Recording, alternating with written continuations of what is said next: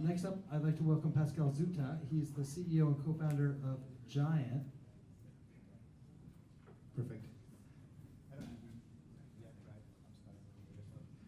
Hey, so, man, this is late, and I know that, this is going to be hard to get you all excited about something that is in healthcare.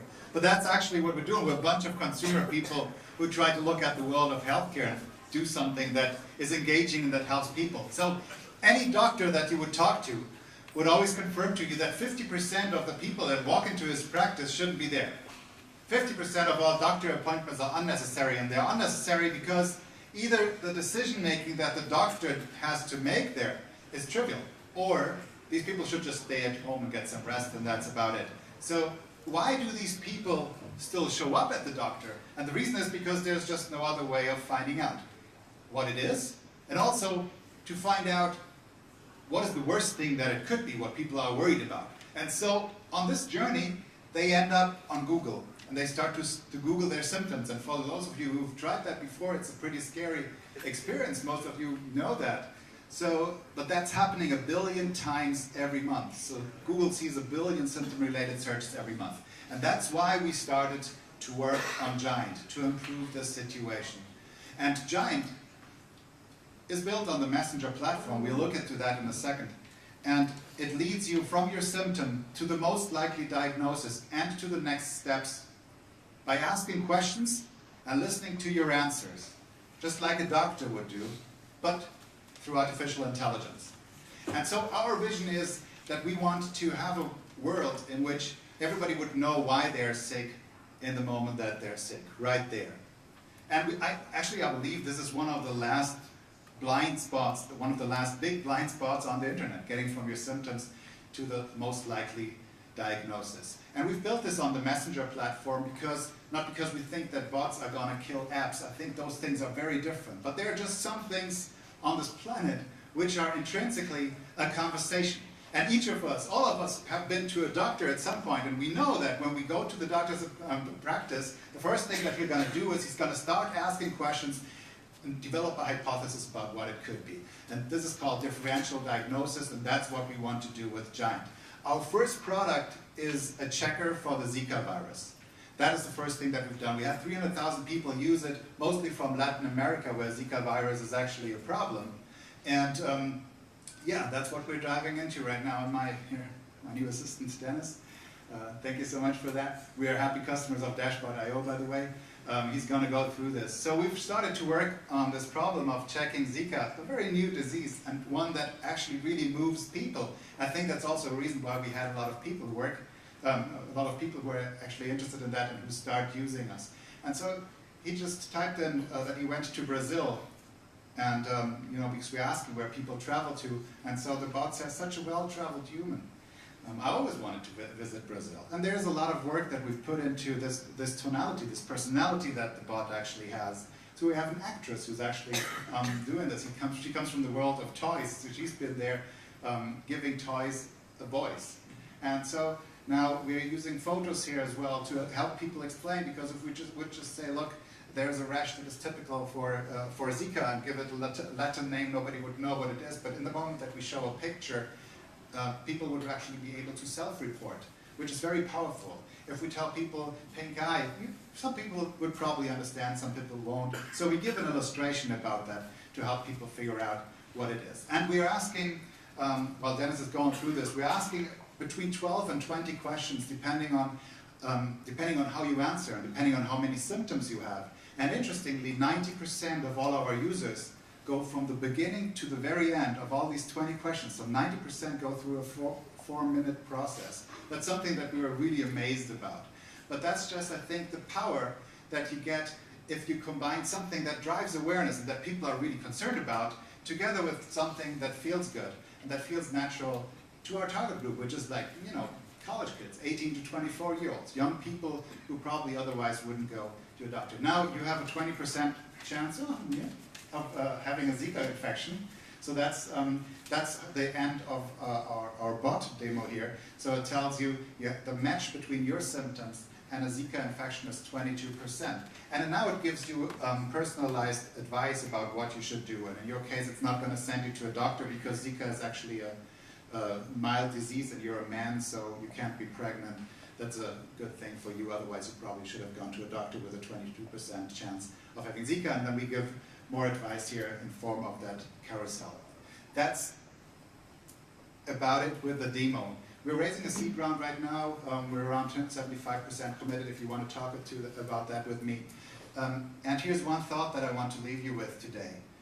And that is, any conversation that we know from real life will only be worth as much as the person that talks to us, as the trust that we put into that person, how much we like that person.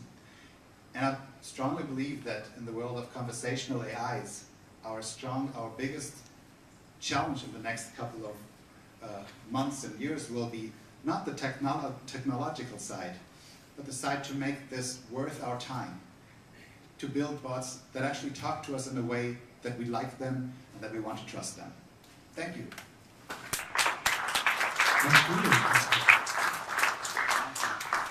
All right, hands up. I'm going to start in the back and work my way over this way and get to you guys again. Hi, my name is Martin. Three quick little questions. One is, do you envision any liability issues with respect to a Yes. suggestion? Yeah, the question always comes up. We're regulated under symptom checkers. Symptom checkers have been around for a long time. I could tell you more about that, but that's why it's pretty similar to a regulation of a search engine. It is our ambition to at some point be better or as good than a doctor, and there's like a lot of obstacles on that way. But what we do right now is a symptom checker, and as that, it's not pretty. And so Alexa has 20 questions on it, right? It's a very popular game. It seems like a similar pattern, if you will. Do you have any plans to have a decision tree template that you could have other people build their own checkers? Yeah, that's a very cool thought. We've thought about that. We don't have concrete plans for that, although it's a possibility. We're starting with a couple of triage protocols. We're starting with the Schmidt-Thompson protocol, which is like the standard in triage. And triage is a very dusty industry. Nothing has happened there for a long time. And the cool thing is what we're doing now, next day, we are checking in with these people again, and we'll see how their symptoms develop. So we're adding feedback data into something that for the last 30 years has been only like done in one point in time, like a doctor's diagnosis just happens in the second that you're in a doctor's office. So this is, I think, the beauty that we're adding to it, feedback data over the time, symptom development. Hi. So with this, doing this under this symptom checking regulation, isn't that a little bit of conflict with the tone that you're taking in? So you started this by saying how people should communicate with chatbots, but at this point I start to lose a sense that I'm not talking to a person when it's making cutesy comments like, "Hey, I've always wanted to travel to Brazil." Yeah. So how do you stay on the right side of that line? And as a consumer, do I want you to be on the side of making it look like it's a person versus a computer? Yeah, I think that our target group is young. Right? And that's where we want to start. And we will be edgy. And we are actually asking you follow-up questions. So we'll get back to you and we say, hey, what color was your poop today? Right? These things work really well to engage people. How many sex partners did you have last week? You know? And so we're asking these things. And they make you kind of uncomfortable, especially if you're a little bit older than we are. Right? But I think those are the things that you have to do in order to just, move people and get people to understand that this is something new, that there is a new modus of interaction with something. I don't want this to smell like a hospital. I want this to be something that you want to use and that you have fun interacting with, because that's the only way how I can get people to engage and collect their data in the process and learn more about them. Let's go over here. Yes. Voices. So yeah, I would think medical. Is this on? No. Hi. I would think medical is an enormous minefield, and what I call webochondria is people go to use these differential diagnosis engines on the web and then think that they have all kinds of horrible diseases they don't have.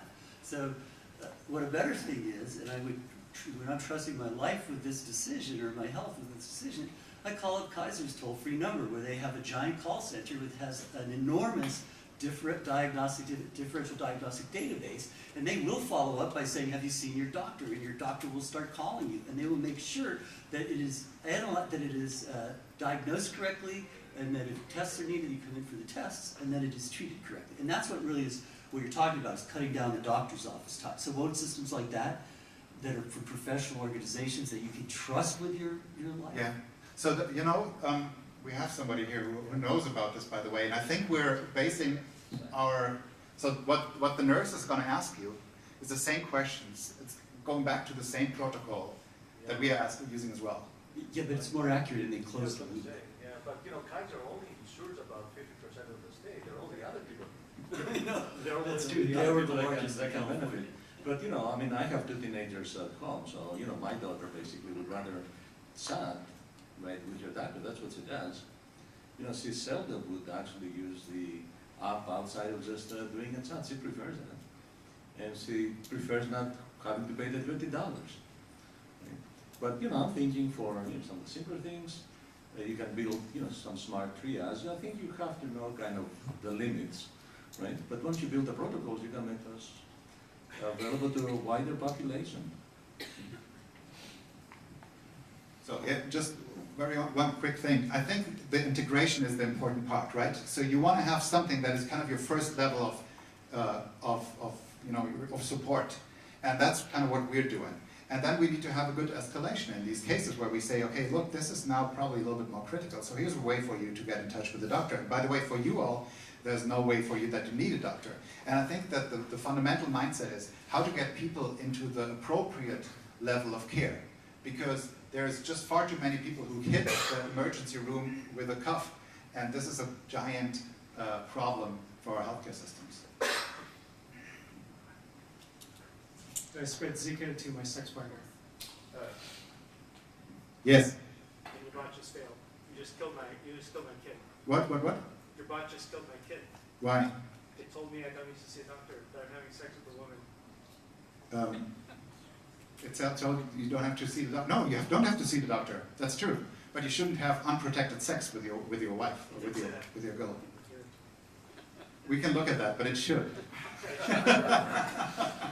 No, I think it should, because actually for everybody who has a little bit of a probability of Zika that we consider high enough, and if you're a man, it gives you the advice about not having unprotected sex and actually covering up a little bit for not to be bitten by mosquitoes.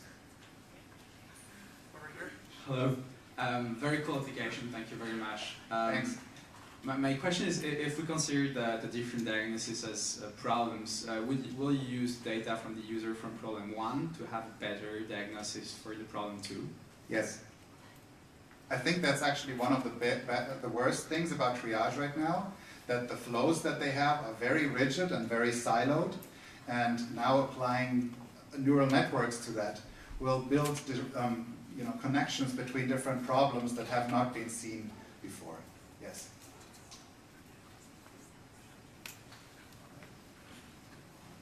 Mine is more like follow-up question. Hi. Yeah. Sorry. So you're gathering a lot of healthcare information from Correct. data from the consumer. What's your plan to do? I mean, first of all, who owns those data? Do you consider you own yes. the data? Yes. Without the consumers opt-in, you own the data. Meaning you can do everything with the data. I'm not a lawyer, and I don't know where you're actually asking for, but it's not identifiable, but yes. So in a non-identifiable way, I think we can own the data. All right, we are officially out of time. But Pascal, you're going to be here to answer questions from folks afterwards for a few minutes, please? Yeah. A couple of minutes I'll be here, and if I'm not, Pascal at GYANT.com, happy to answer all your questions. Thank you so much. Cool. Thank you, Pascal.